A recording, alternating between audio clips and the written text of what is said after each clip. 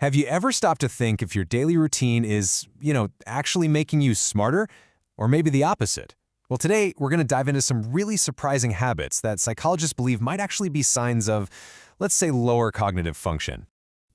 Most of us kind of think about intelligence as this fixed number, right? Like an IQ score you get, and that's that. But what if that's not the whole story? What if the tiny, seemingly meaningless things you do every single day are either building up your brain power or slowly, quietly tearing it down? And that right there is the key. We're not just talking about habits that look unintelligent. We're talking about actions that, over time, can literally rewire the connections in your brain, making it less efficient, less curious. Think of them as these invisible chains that can really hold you back. Okay, so first up, let's talk about mental shortcuts. These are habits where your brain is trying to save energy, which sounds good, but it ends up costing you big time by encouraging some really lazy and flawed ways of thinking. I bet you've seen this in action. It's that person in a meeting who speaks with absolute certainty, but you quickly realize they have the least to actually contribute. While psychologists have a name for that, the Dunning-Kruger effect. It's basically a cognitive blind spot where someone doesn't know enough to realize just how little they know. Their confidence is through the roof, but their understanding is, well, in the base. And this really nails the flip side, doesn't it? True intelligence isn't about knowing everything. Not at all. It's about having the humility to say, you know what? I don't know. And then having the curiosity to actually ask the questions to find out. Fake intelligence just shouts louder to hide its own gaps.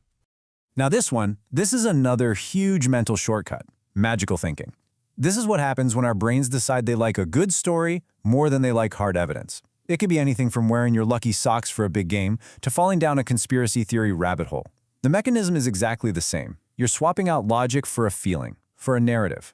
A truly analytical mind is always going to ask, okay, but where's the proof? While a less rigorous one just settles for the story that feels better. Oh man, this one might be the most common of all. We tend to think of bad listening as just, zoning out. But look at this. It's actually a very active process. You're not absorbing information at all. You're just hearing noise, planning your comeback, and waiting for your turn to talk. You're not engaging, you're just reloading. And think about it this way. Real listening is a serious mental workout. It forces your brain to grapple with new, sometimes really complex ideas.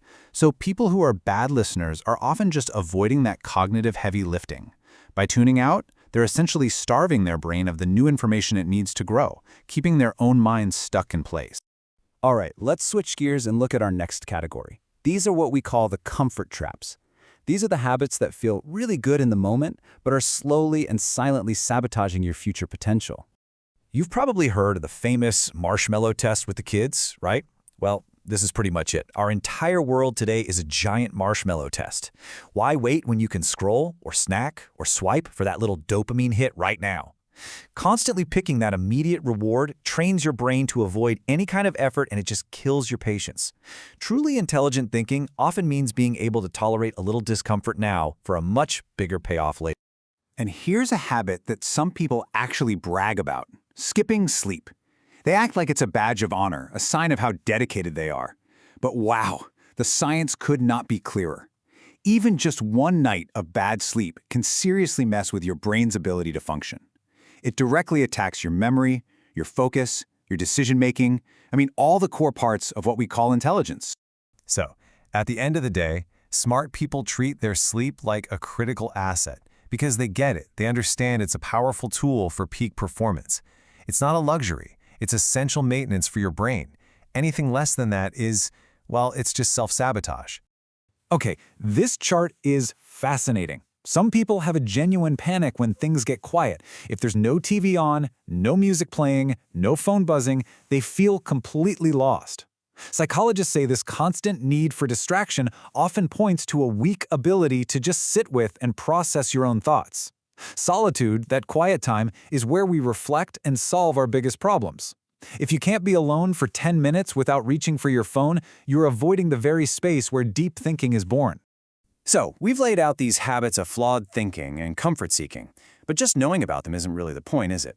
The real question is, what do we do about them? So let's talk about how to make an intentional change. This is probably the most critical takeaway of all. These habits, they're not just passive symptoms. They are active choices.